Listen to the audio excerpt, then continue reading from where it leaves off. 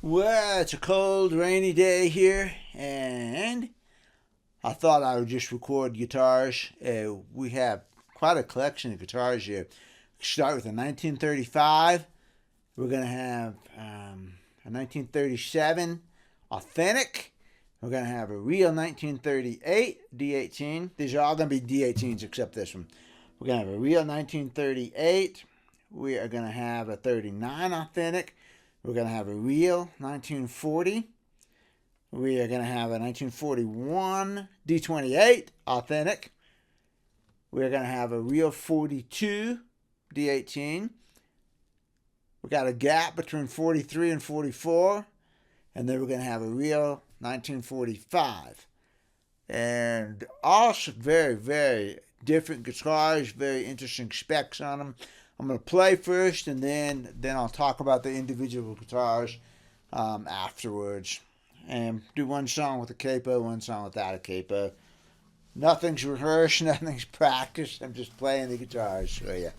1945 018.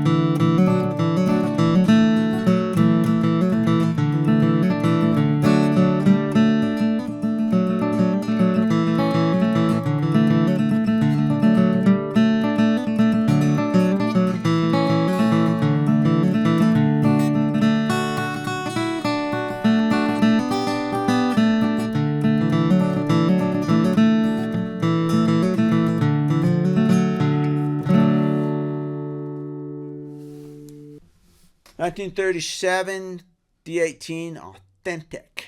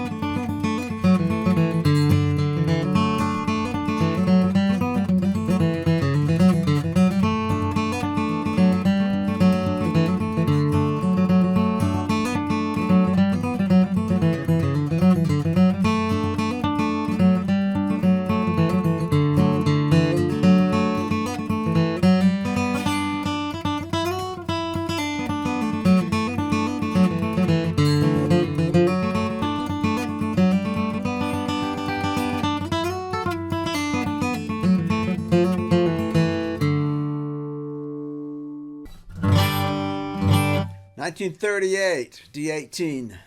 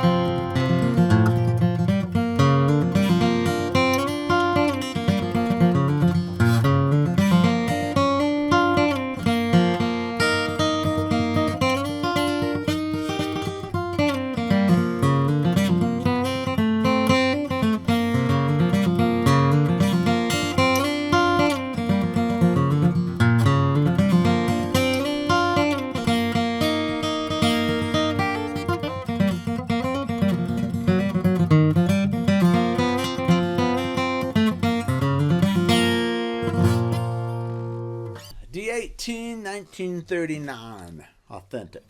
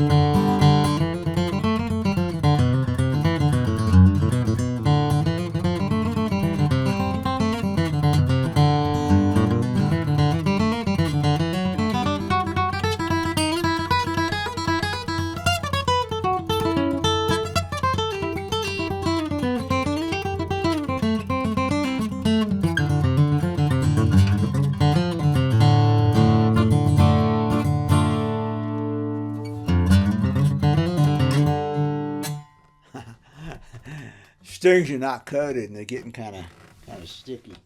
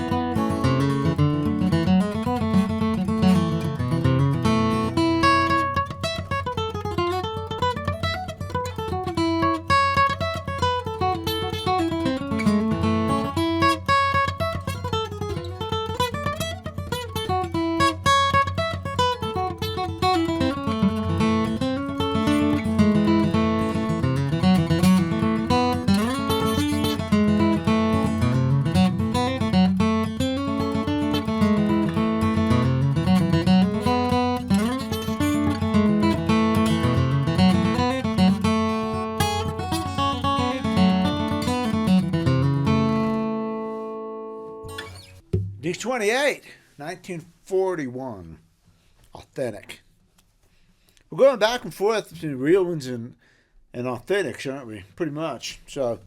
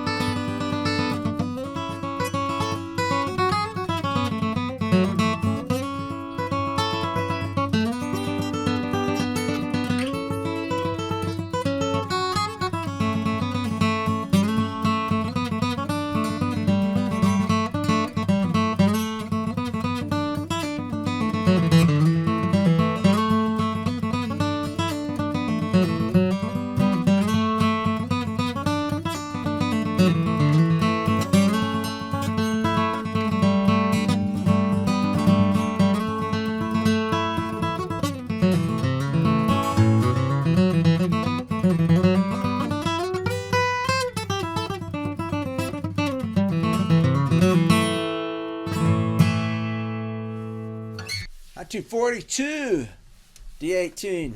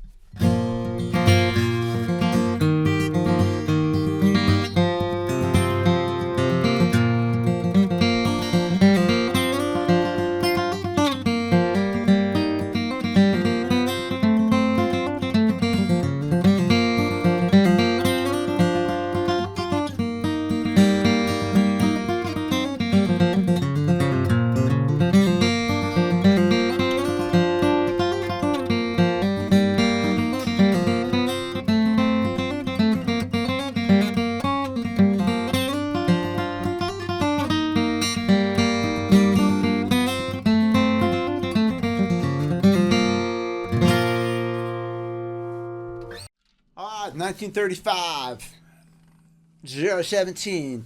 The noise you hear is the 15th fret right here. And I did a video on this one, 2 videos on it, on reducing the break angle and doing a difficult neck reset on it. I'm still not 100% happy with this guitar. It is hard to play for some reason. And you may have noticed that. It feels like it's got too much radius in the fingerboard, which I know it's a 14-inch radius because I put frets on it. But when I'm playing it, the strings are not quite where I want them to be for some reason. I've gone back and I've measured the action and measured it in mid-range in the neck, and everything's great. You know, the action's is 76 thousandths here and 84 on the G. The low E is a little high still, which I'm going to take care of in a minute, but I'm not doing much on the low E. And the middle of the neck here feels a little funny to me, and I think it might just be the neck shape. You know, neck shape will throw me off sometimes. And this is kind of a rounder V, and it's a big neck. It's a very chunky neck. I graphed it out. It's one of the thicker necks that I have in my database. It's definitely up in the top 4 or 5, and it's got a little bit of a V, but it doesn't have as much as the 45 D18, which is a thick neck. And so there's just something about this that's not super comfortable for me when I start pushing it, you know. So when I was doing this, that's not a style I really play a lot.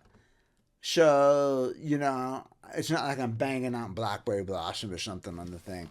And so when I do something like that, it just, the strings are not quite where I'd expect them to be for some reason. I don't know why. Could be because the body is so small and I'm like this, you know.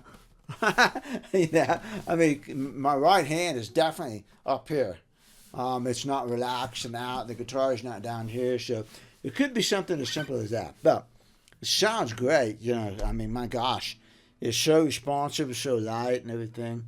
I'm going to figure out why it doesn't fit my hands. And it just might be as simple as the neck doesn't fit my hands or something. But I did a neck reset on this guitar. I did 3 neck resets on this guitar. I unslotted the bridge frets. And I did new frets, and I made a new ebony knot on it. It didn't need a whole lot. It's got a crack in it right here, but somebody else has cleated and everything. It's fine, you know. It's original bridge, original pickguard. Everything's good about this guitar. Put the 15th fret on it and figure out what's going on with it. I'm going to play it some more and double check that action and some other things. And I can't get away with too much of a lower action because, you know, the next fret is already, you know. Yeah, I really can't lower the action, so I really think it's just the neck shape.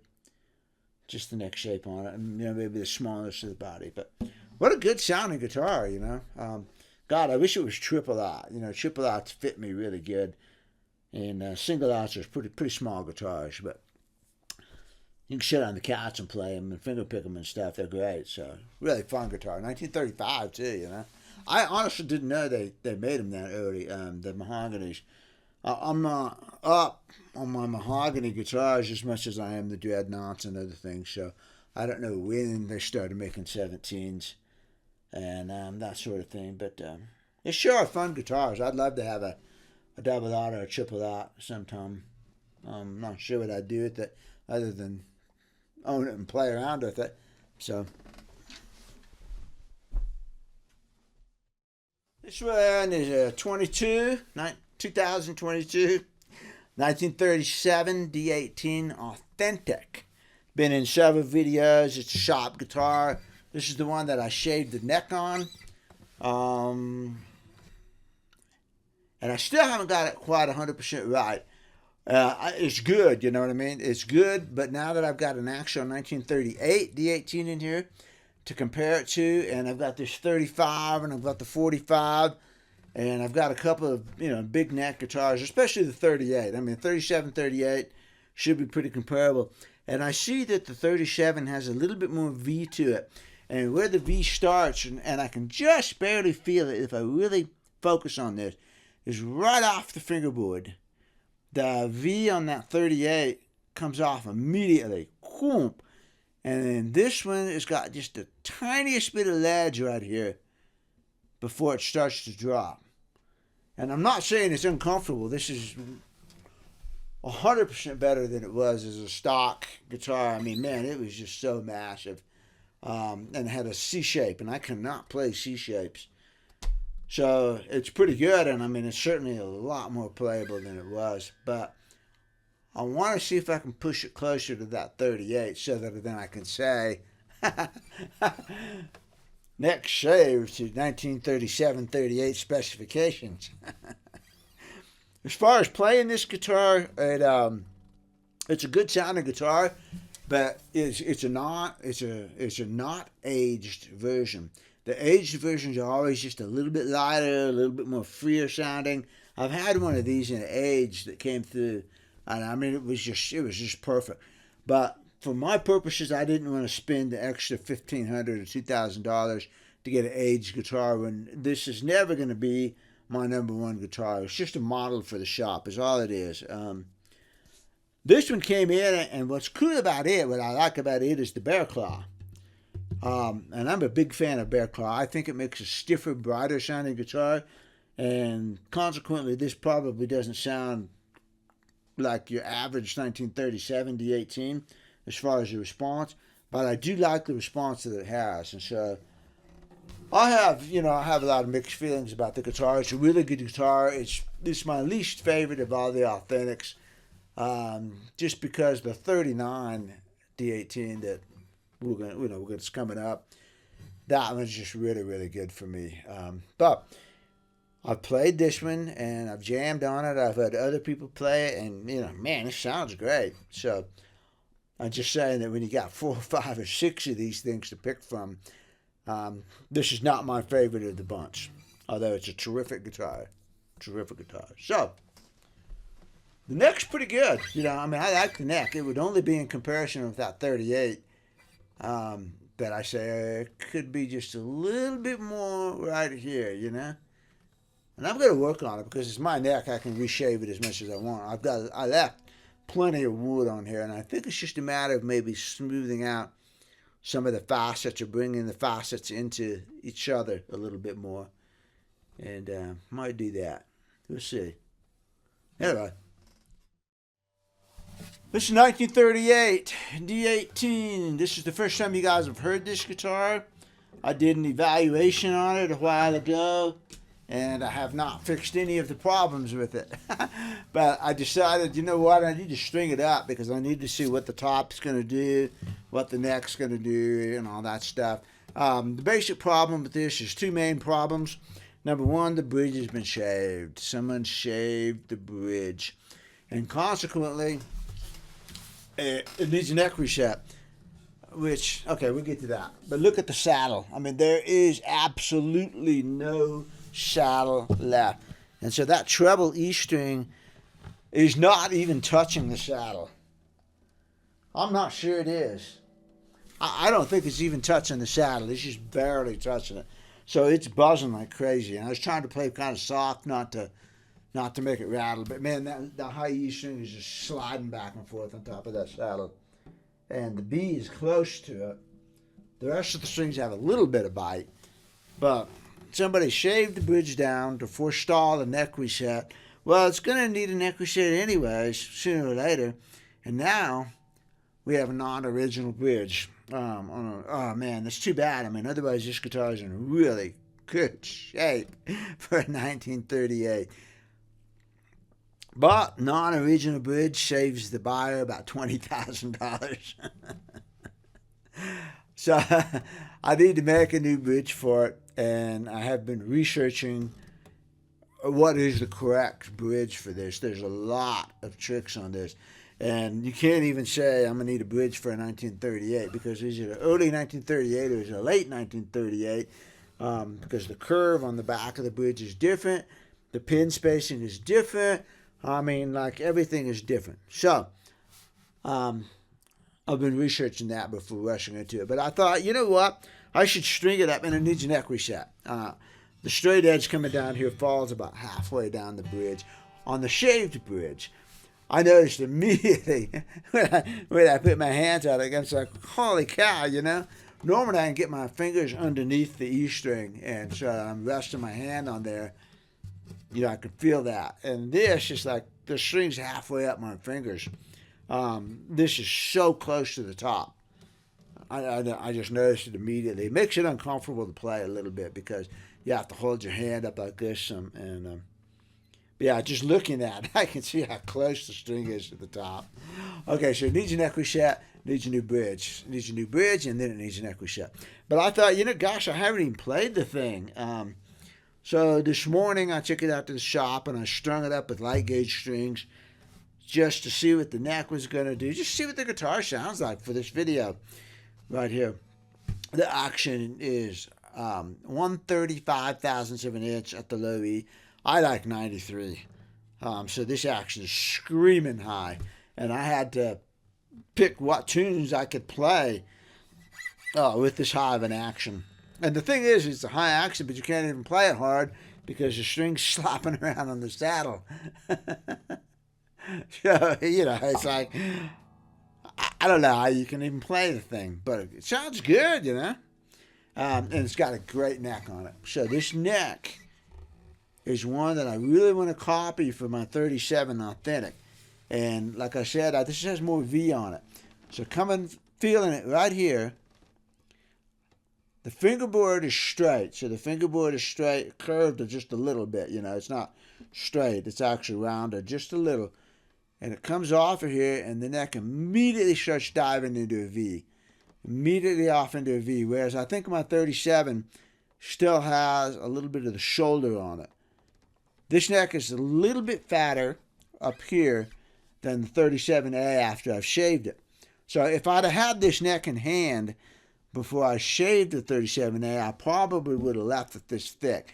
But it's not a big deal. It's 30 thousandths of an inch or something. It's not that big of a deal in the depth. But my point is that this neck is really, really comfortable for being as deep as it is. And as shallow as it's not that shallow. It's the same as the 37A. It's exactly the same as the 37A, but it comes out to a little bit deeper up in here.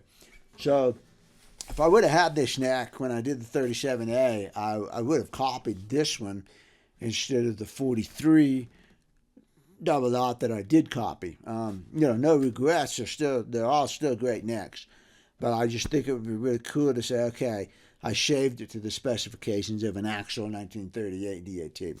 But I didn't have this guitar in hand at the time, so I did what I did. So, but feeling this neck, very consistent V coming across here. I'm feeling it, okay? Comes off of the fingerboard and immediately dives, and then it's a rounded V here. So there's no spots anywhere, and it comes straight to the point of the neck. There's no flat spot down here. It's a rounded point here. So you could take a sharp point and you could round off that point, and that's what you would have. And up in here is the same deal. More pronounced V here because it's a wider neck. So it's like they took this one, this, and then they stretched it like this, okay? So this is not a sharp V up here in the first couple of frets. In fact, this feels very much like a 37A. These are very, very similar. And it's only when I get up in here that I start feeling more and more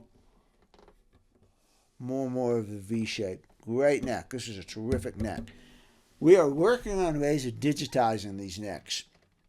So I'm going to get a digital scanner and work at scanning necks like this so that I can get the actual digital 3D profile of these things instead of relying on solder and molds and paper cutouts and things like that.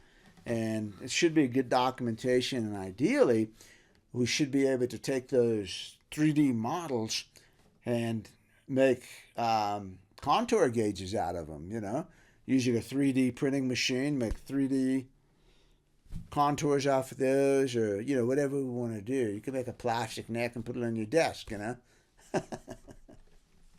But the idea is to try to get some of these neck profiles digitized.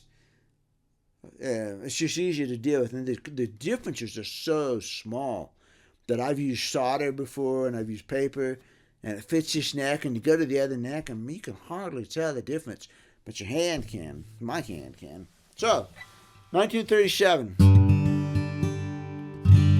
Sounds good. Oh, yeah. And this is a rear X.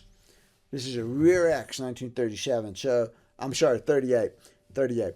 In earlier 38, there is a forward X, which is what the 36, 35s, and all those have. But in 38, midway through the year, at some point in the year, they switched from the forward X, which is what the 37A has, to a rear X, which is what the 39 has. Fascinating, but it still has a wide neck. So it's a wide neck, rear X brace, fully scalloped. To me, I thought this would be my ideal set of specifications. Understanding that, specifications only go so far on a guitar. But I always thought from various guitars that I've played that my ideal combination would be, in fact, this guitar right here. With a wide neck, 1 3/4 inch V-neck, wide bridge spacing, scallop bracing, no popsicle brace, and there's no popsicle brace in this one, never has been, and a rear X. And I like the rear X because it's punchier in the mid-range. And you can hear, this guitar is not boomy, it's mid-rangey focus. So this right here is my ideal D18. Right there. Well, when it gets a new bridge on it. But that's set of specifications. So this is a really unique, rare guitar. I don't know how many they made with this. Off the top of my head, not very many. 40, 50. We'll find out in the comments, I'm sure. So, rare guitar, rear X bracing, fully scalloped. Good stuff. Having this guitar and playing it just reinforces to me that I am a rear X dude most of the time. All right. D18 1937 Authentic. This is probably my favorite of the Authentics. I like it because it's a rear X brace. This particular one, I've had 3 or 4 of these. I have 3 of these. I did not get along with their necks really good. In fact, I have a video on why I didn't buy this great guitar, and it was because of the neck. But I decided I need another 39 Authentic to use as a model. I got this one in. It's a 2015, and it has more V to the neck than the others do, because I picked it up and I go, whoa.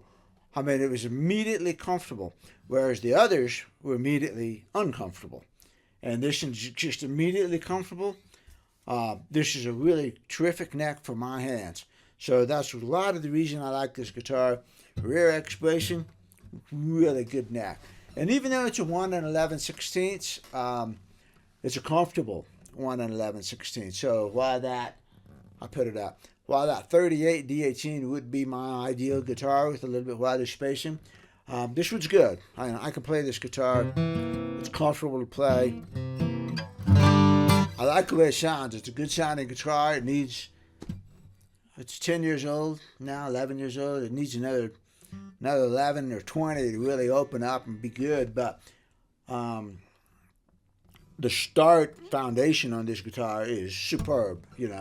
I feel pretty comfortable that if you flew back to 1939 and walked into the local Martin dealer and bought yourself a D18, it would sound just like this. Brand new. This is what it would sound like. This is a great guitar. I like this. Like I said, this is the favorite of all of the Authentics that I've played, owned, and all of that. I've had others that sounded a little bit better. The aged version of this, like I said, with the 37A, the aged version's a little bit looser, a little bit more open. But the neck on this one, the neck on this one makes it, and it sounds good. I mean, there's nothing, you would only notice a difference in sound in A-B comparison. So I like this one. So far, the binding's still on it, too. Hope I don't jinx it. 11 years old, the binding's still on it. Maybe that's a rarity. So there we go. This guitar is a 1940. An actual genuine 1940 D18. Been in several videos already. Here's the model. It's been refinished. It's had some work done to it.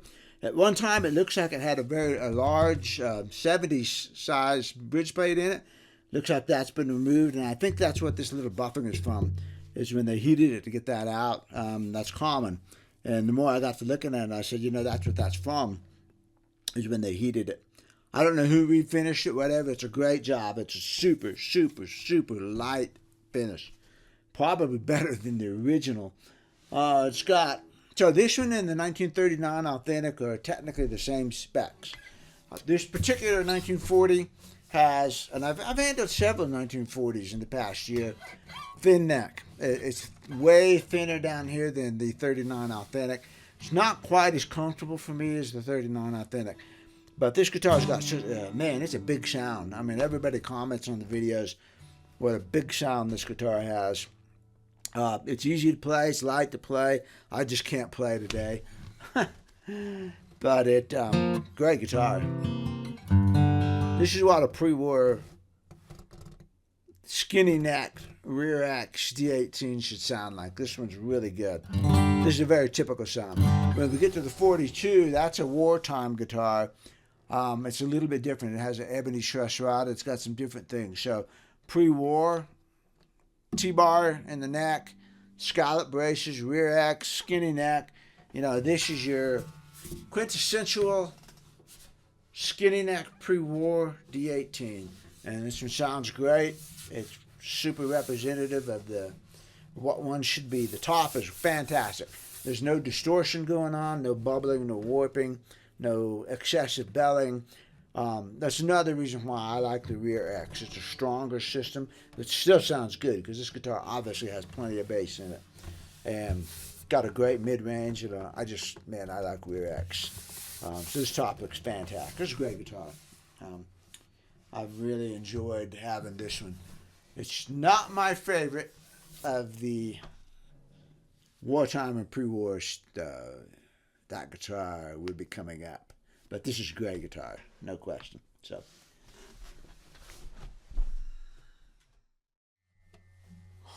this is the D28 1941 Authentic. This is the only D28 in the bunch. And gosh, this is like my second favorite of the Authentics. I really am just a D28 guy when it comes down to it. The rhythm sound, is so much lusher to me playing than a D18. A good D18's good, but the Rosewood has just got this thing to it that I just am a Rosewood guy. My absolute only complaint about this guitar, the only complaint, is that the neck is so skinny up here in the first fret. And I've measured a lot of guitars in my little database, and this 41A is one of the skinniest necks up here in the first 3 frets. And when you get up into here, it's awesome. I mean, it's got this wonderful V to it. It's just a little bit thin up here in the front. If they would have just kept that taper so much even, it would be such a great neck. But sound-wise, every time I pick this guitar up, I'm like, wow, it's so big and lush sounding. It's really good sounding guitar. And everybody likes it on the video. I have subscribers and watchers, and they just love this guitar. And I do too. I mean, I think it sounds really good. I will tell you one thing about this guitar. Go back and find my video on humidity, how to read your guitar. And I deliberately over-humidified this guitar and then dried it back out. And I was doing this as an experiment. I talk about it in the video. But after I did that, and after it got over-humidified and dried out, it sounded so good. I'd had it for 3 or 4 years before I did that. And after I did that, it was like, wow. It just sounded so open.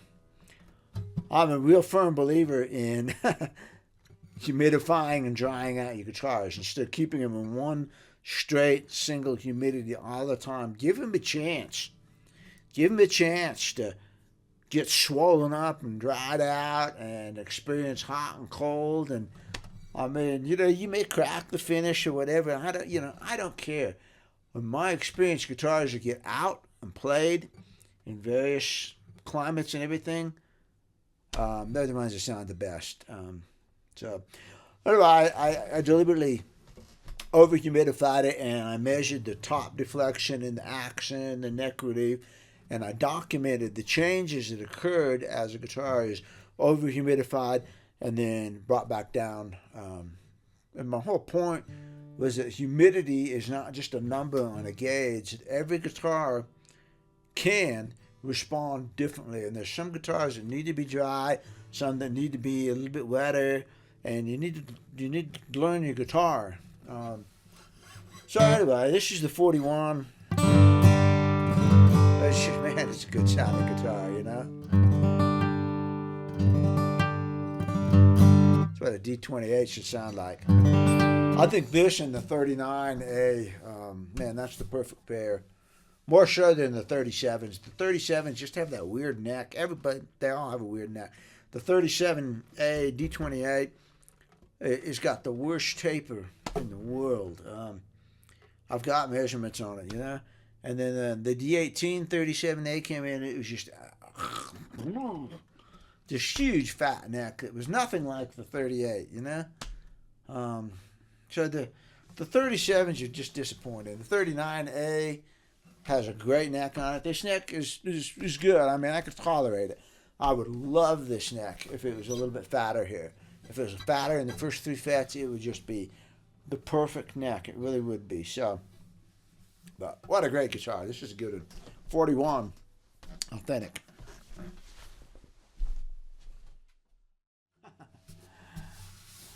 (1942) D18. My favorite of the whole bunch. I really do think this guitar is my favorite.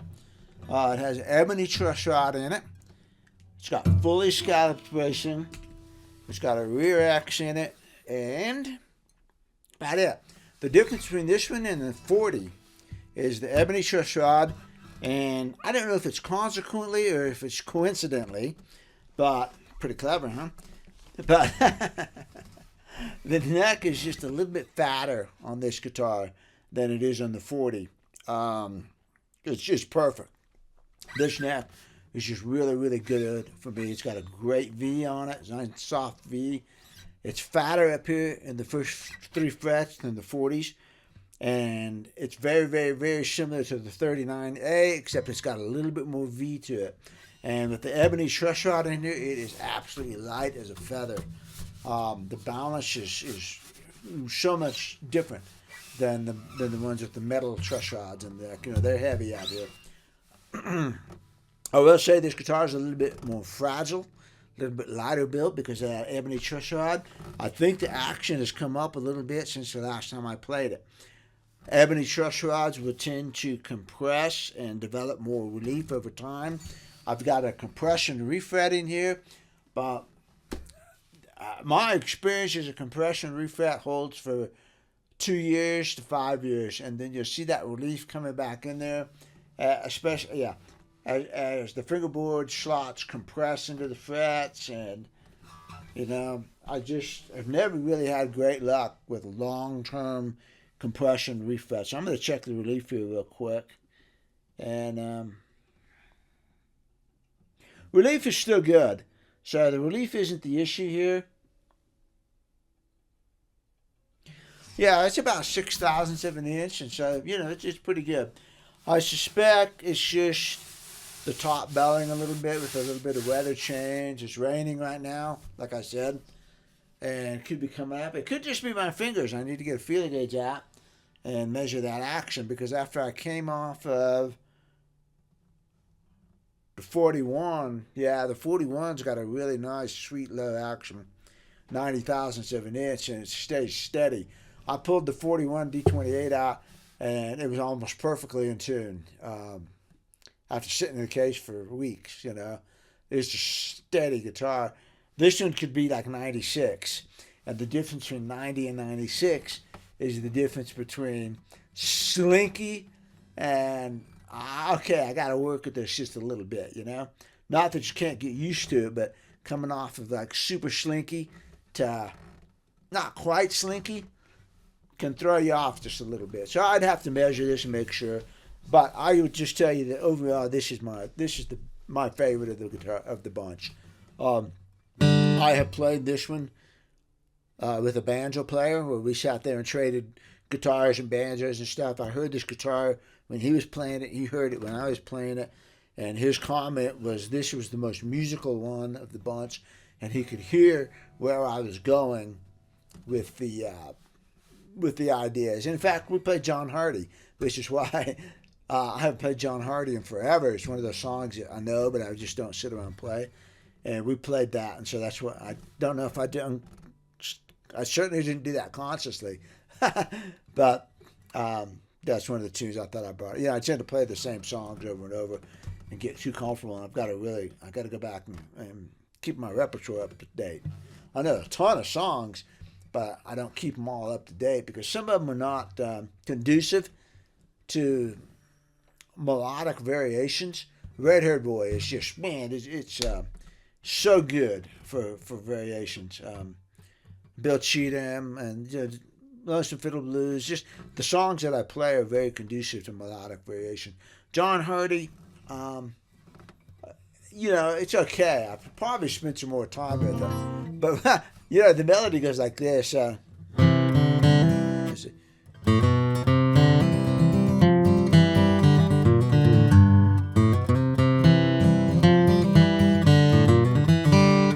That's E to an F. So I thought, well, I'm going to go up here. I was doing this lick, And that's just a lick. And I thought, well, let's get a little bit more melody in there. So I went, I thought, my gosh, that's Farewell Blues. I'd never really picked up on that similarity between that, but it's Farewell Blues.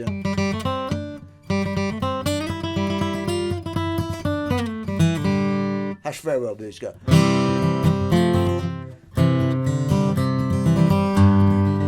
I got a shit about Farewell Blues.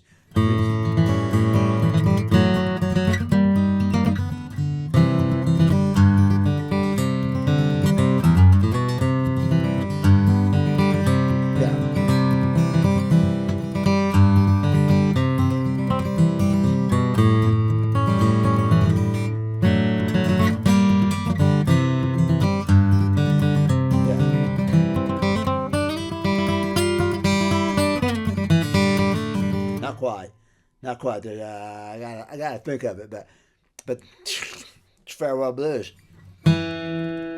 So, all right, 42 D18.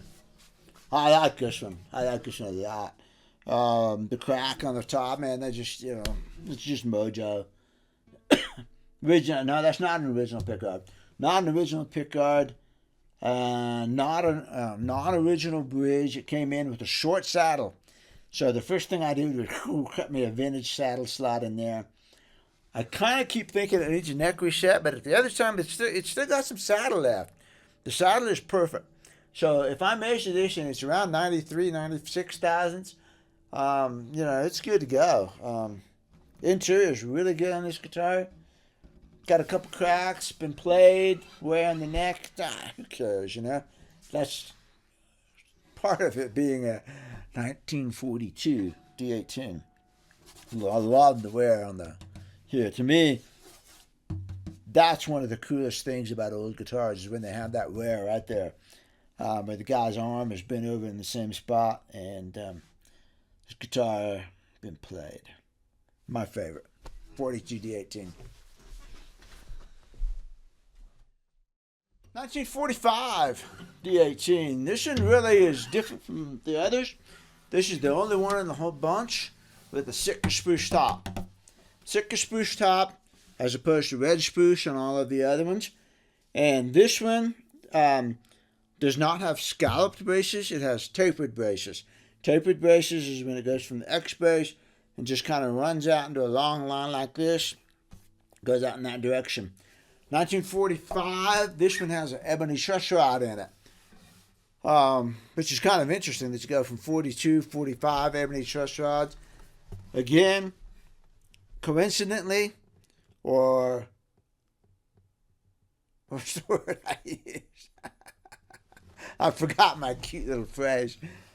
Whether it's intentional or coincidental, Ebony Truss Rod has got a bigger neck on it too. It's got a really, really big neck. This is a 1 11/16 neck. It is every bit as chunky as the 38 D18. I mean, it is a fat neck, especially up in here. Super fat. I think it's, I'll have to look at my chart and see, but I'm fairly sure that it's fattest neck that we've looked at today, except for the 37A when it was new. But it's got a really, really, really good V on it. And so consequently, when I measured, I go, man, this is going to be unplayable. But as you can see, except for my mistake because I couldn't figure out where the note was, man, it is extremely playable up the neck. It feels like the 38 D18 in my hands. I mean, you know, it's a big neck. Except you got that Sitka top, tapered bracing. It's a different response, a different sort of sound. Sitka top is kind of dirty and growly, you know, gritty, as opposed to the red spruce, which is all clean and pretty, and you know, that's my feeling about it. This is a great guitar. I mean, I would take the 42 just because there's something special about that guitar. It really sounds good. But this 45 is a super, super close contender. One of my favorite D18s ever of all time was 1946 D18, and it had all of these same characteristics. It had that big neck, and it had that gritty, growly sound. It's got tons of bass, tons of treble. It's aggressive, you know. That's one of my favorite guitars, that 146. This guitar comes very close. I mean, in my memory, I probably built that 46 up to some kind of lofty status, and if I was to ever get it back in my hands, I'd go, what's this? But this 45 comes awful close to matching that in my head. One advantage of this guitar over the 42 is this is a big chunky neck, and I like chunky necks as long as they fit my hand. You know, they're forgiving, and I do like chunky necks as long as they fit my hand and have a nice V to it, which this does. This has got a good neck on it, you know. This guitar's not lacking for anything, and so it is a really cool guitar. And the thing is you can get just a little bit earlier in 45, and you're going to get a red spruce top, and then you can get a 45 with a T-bar in it. So you can have a Sitka with a T-bar. 1945 is a shifty year.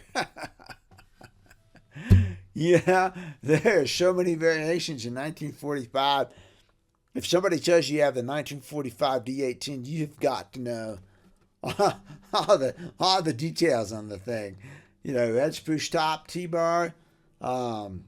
It should have.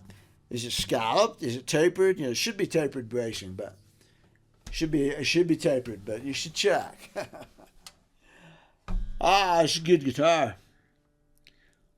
I believe everything's original on this. Pickguard, it's got a good action. Saddle height is great. If that's not the original bridge, it's an extremely good copy. It looks good. Somebody that's really up on bridges might tell me it's not original, but it looks good to me. It's got the right tuners on it. Again, I am not a pro on tuners. They bore me. Tuners bore me to death. As long as the tuner works and looks pretty good, like I would not like Grover Rotomatics on this.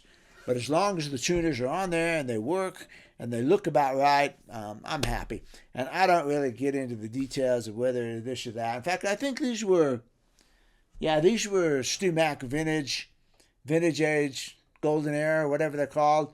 These are replicas. These are not the original tuners, but they look good and they work good. I'm not worried about them, you know. The body's good. There's nothing wrong with this guitar. This is a good guitar, you know. If they said, no, you can't have the 42, but you can have the 45, I'm happy. And this is a blast guitar. And it's different, you know what I mean? It's got the Sitka, it's got the tapered bracing, it has a unique voice, and it's fun. I mean, it's a fun guitar, so I like it. I may have put a new nut on it. I can't remember. That looks like the original nut. Yeah. So, well, anyway, that's a lot of guitars. I hope you enjoyed listening to them. It's taking me all day to record this. I mean, literally 4 hours. But who cares? It's still raining outside. It's cold. It's gray. What better thing to do on Saturday to play a bunch of guitars like this? I mean, this is so much fun having the opportunity to play these. They're all different. They're all unique. They're all good. I mean, man, you could have any one of these guitars, and it could be that would be it.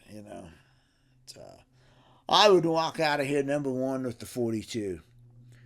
My number two choice would be I would probably take this 45 over the 40. Although the 40 is a pre-war, I would rather play the 45 than the 40. Those two. And then among the authentics, the 39 D18 is going to be my number one choice, followed very, very closely by the 41 D28. And I'm just such a big fan of D28s that that'd be a tough choice. But I have good guitars, and personally, I've got my Peru's over here. No, it's in the case. I've got good guitars, and so I like that 39 D18 a little bit better than the 28, just because of the neck, just because of the way it feels. Sound-wise, I like the 28 just a little bit better, but the 18 is no slouch. So yeah, my number one authentic is going to be that 39 D18. Number two is going to be the 41 D28, super close. And then after that, the 37 back here is a little bit of a distant third. And like I said, there's nothing wrong with that guitar. It just is not as comfortable to me as the 39 is. Mm-hmm. If it was all I had, I'd be really happy. But, I am trying to make choices here. I can only walk out of this room with one. It's not going to be the 37. It's going to be the 39. All righty. Well, I guess I should practice a little bit now.